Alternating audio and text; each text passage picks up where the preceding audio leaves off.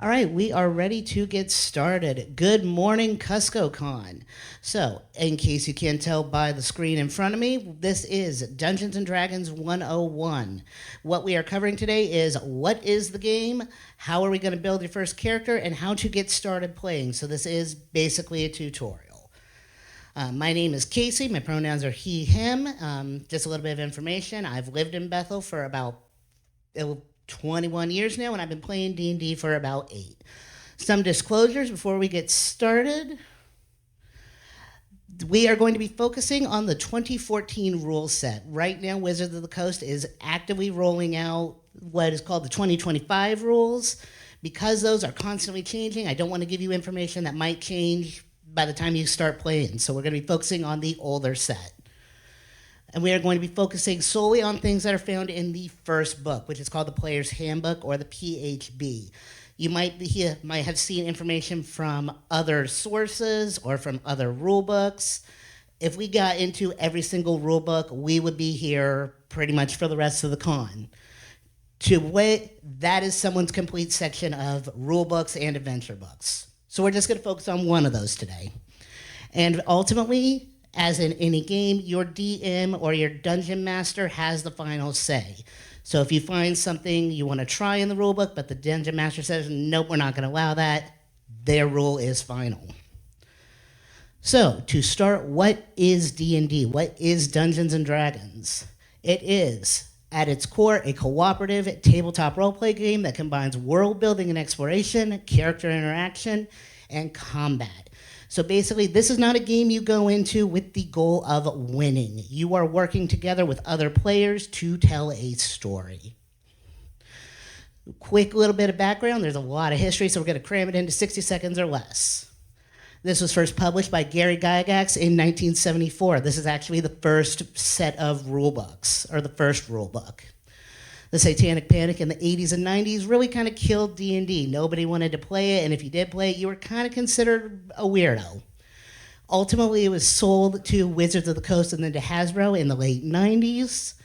And then ultimately in the 2010s and onward, the game sort of got into a revival and is now in sort of a renaissance period.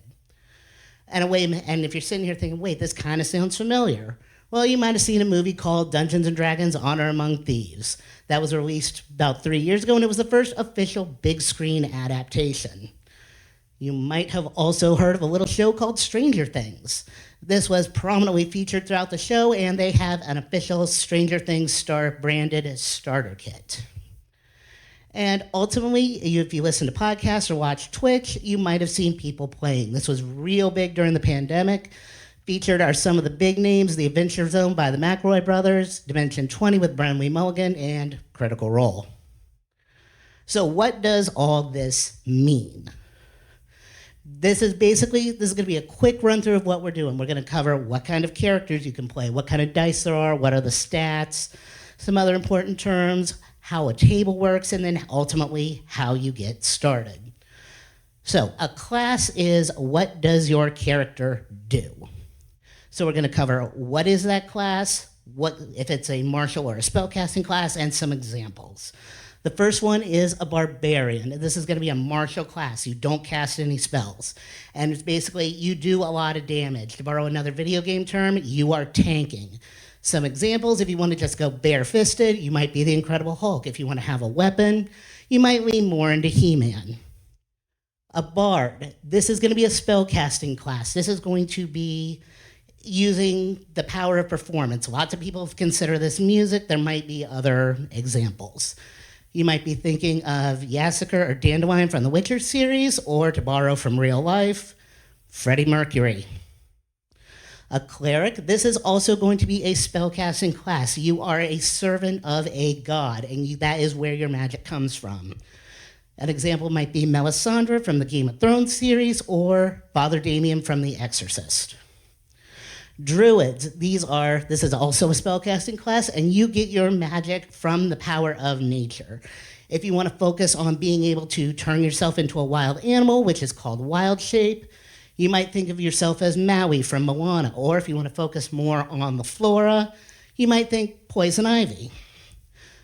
Fighter, this is what a lot of people think of when they think of D&D. This is a martial class. You are trained in weapons, and that is all you do, is you fight with a weapon. You might do range, like Katniss from the Hunger Games, or you might focus on swords, like Inigo Montoya from Princess Bride. Monks, this is also a martial class. This is going to be, you're very agile on your feet. You are basically a martial artist. Think to yourself, Poe from Kung Fu Panda, or pick your favorite Bruce Lee movie. Paladins, this is going to be your first half-caster class. This is going to be more, you do some fighting, but you can get some spells. You have sworn some kind of an oath. It might be to a god, it might not be. An example here would be Superman, sworn to truth, justice, and the American way. Or you might be a knight of the round table, as with King Arthur.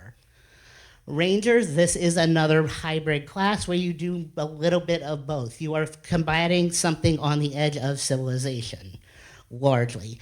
This could be something like wild animals like Aragorn, or if you want to fight supernatural things like vampires, you might think to yourself, Van Helsing. Rogues, this is a martial class. You are sneaking around in the shadows. You are doing sneaky, stabby things. If you want to do that, you might be Arya. Or if you're going to do a high charisma build, which we will talk about a bit, and if you want to talk your way into and out of your problems, you probably want to be a Han Solo. Sorcerers, this is going to be a spell casting class. Your magic comes from within you, for whatever reason or another. And this one is a special one because we get 4 examples. Pick your favorite character from Avatar: The Last Airbender. Warlocks, this is going to be another spellcasting class where you enter into a bargain with some other entity. You might think to yourself, Dr. Facilier, who got his power from his friends on the other side. Or because he technically made a bargain with a genie, Aladdin could also be a warlock. And the last one in the book is the Wizard. This is, of course, a spellcasting class, and this is where you went to college. You are a nerd. You studied and worked hard for your magic. And that is going to be someone like Doctor Strange, or, on a technical level, you could also argue the Jedi are wizards. Moving on, this is species. This is about your personal character. Some older editions might also call this races. And there's a bunch of these, so we're going to try to speedrun them. Dragonborn, and you'll see on some of these it says variants, so there's going to be specific type of Dragonborn. It's going to be like a black dragon, a blue dragon, or whatever.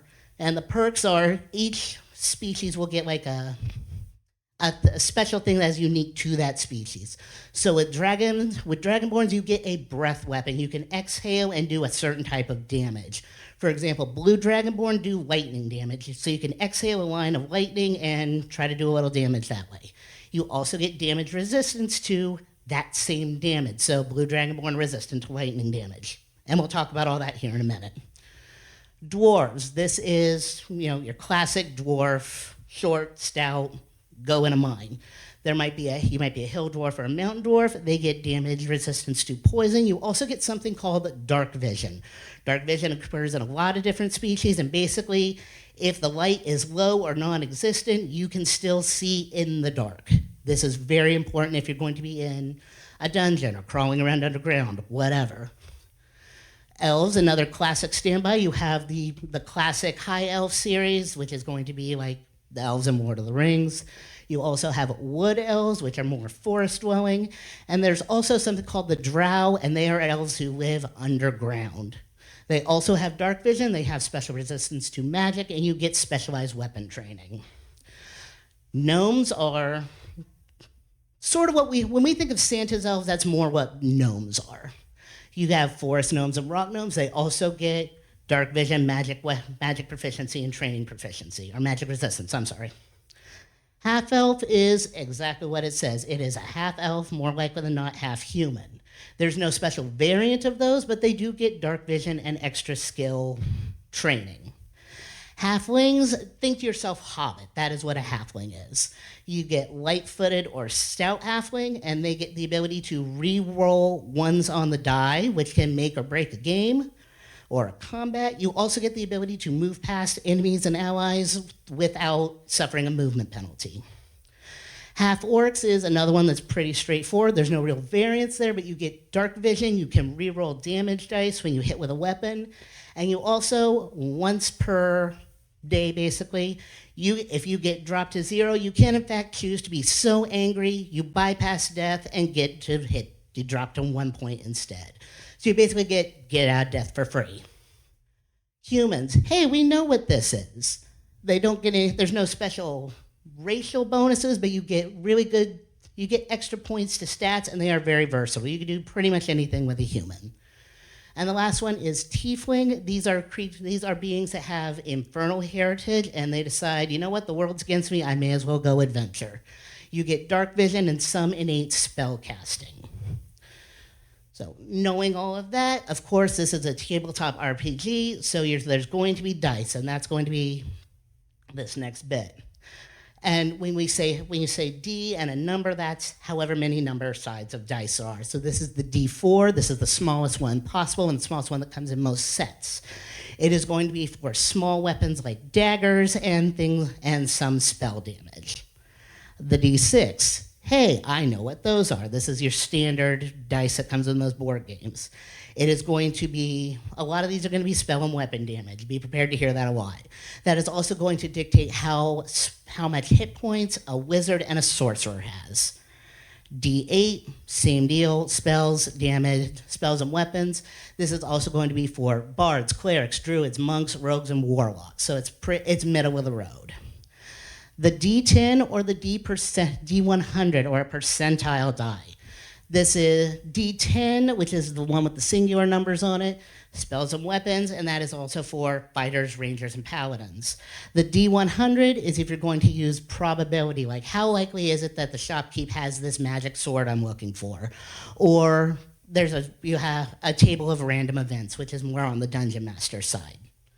The D12, this one doesn't get a lot of mileage unless you are playing a barbarian or you are using certain bigger weapons. And of course, the D20. This is the one that you're going to get the most mileage out of, and that is what you use to roll for pretty much 95% of what you do. Some other important terms that we're going to be going over. The natural 20 versus the natural 1, shown here. This is when you roll those numbers on the dice before you add any other numbers. A natural 20 is the best roll you can get, whereas a natural 1 is the worst, and some game masters will have something happen accordingly. You get to roll extra damage, you get to do something cool, or you fail miserably. It varies. Advantage versus disadvantage. You might be in a situation where the Dungeon Master lets you basically roll 2 dice and pick the better number, or it might be in a really bad situation where you have to pick the lower number. And again, these are before you add your modifiers. And there's also something called a short rest and a long rest. This is basically, a short rest is you are taking a short break. This could be anywhere from 15 minutes to an hour in game time. And it's, depending on what you're doing, some of your stuff will reset. A long rest is basically you are taking a full night's sleep. All of your abilities, all of your spells, everything comes back and you get back to full health. And damage types. I mentioned earlier with the Dragonborn, there's lightning damage. There are different types of damage that can be done depending on what it is you're using or what spell you have. And characters and creatures can be affected by those things differently. And these are what they are: slashing, bludgeoning, piercing, fire, cold, poison, acid, psychic, necrotic, radiant, lightning, thunder, and force. Some of it's real straightforward. A sword is going to do slashing damage. If you punch someone, that's going to be bludgeoning, and so on. All of the other ones are largely going to be magic-based. And there's also vulnerability, resistance, and immunity. This is how does that damage type affect that creature. Vulnerability is double damage. So if you attack a fire creature with cold damage, they are likely going to be vulnerable. Resistant is half damage. So if you're a blue dragonborn and you get hit with a lightning spell, it's only going to damage you half as much. Immune, it doesn't impact you at all. And that is something to keep in mind when you are in combat. If you know something is immune to lightning damage, don't bother casting a lightning spell. So now you think to yourself, I have spells, how do they work? This is the spell stat block for one of everyone's favorite spells, Fireball. So it'll tell you the name of the spell. It is a 3rd level spell. You have to be able to cast spells of that level. You have to have that much skill. Casting time is 1 action, so casting that is your whole turn.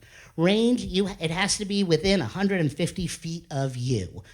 Components, V is verbal, you have to say something. Somatic, you have to do something with your hands. M is material, and then it tells you exactly what you need. And the duration is instantaneous. How long does it take for that spell to kick in? And then everything else is just what happens. So basically, you point at something within 150 feet of you, and then you shoot a big old ball of fire. And then anyone who does not make the appropriate save, which we will cover in a moment, you roll 8 6-sided dice and apply the damage as necessary. It also says at higher levels, like if you use a 4th level spell slot, which we'll cover, you get to do extra damage. You can always upcast a spell. You can do it at a higher level. You cannot downcast. So you can't be like, well, I have a level 2 slot. Can I cast Fireball? No, you cannot. Stats. And for this, picture in your mind a tomato. We're going to be coming back to the tomato a lot. Strength is your physical might. This is going to measure like how well you hit with your weapons and how well you do things like run, jump, things like that. Strength is the ability to crush a tomato. Then you have dexterity. This is your agility, your reflexes, your balance, how good you are with your hands. This is also going to dictate how much damage you do with some weapons, as well as how hard you are to hit. This is being able to dodge a tomato. Constitution is your health and stamina. This is a number that's going to impact, rather, how healthy you are, how many hit points you have. And that is the ability to eat a bad tomato.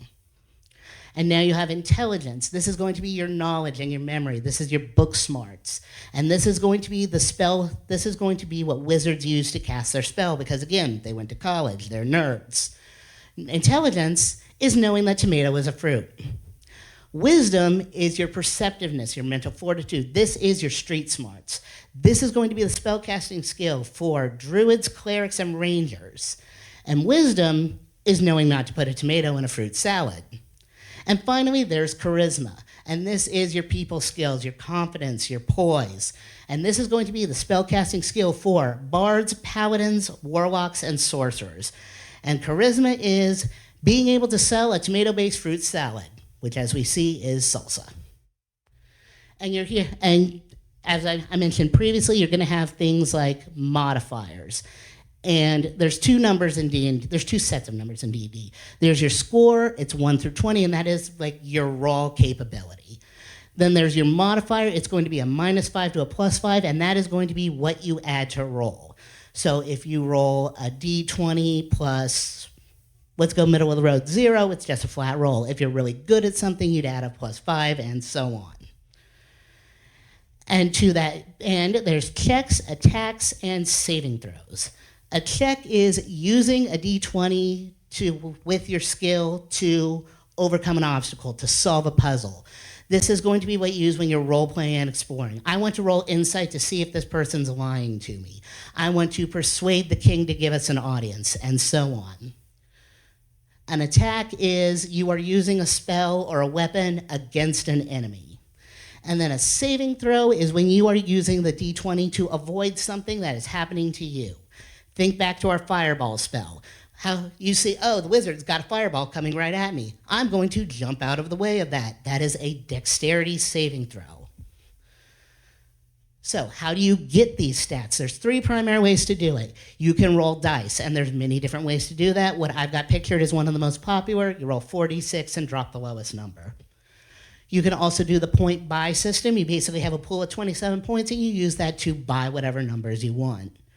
Or there's also what's called standard array, where the player's guide gives you these 6 numbers, assign them appropriately, which is what we've done here. We've used standard array to build this strength-based character. This is probably going to be a fighter.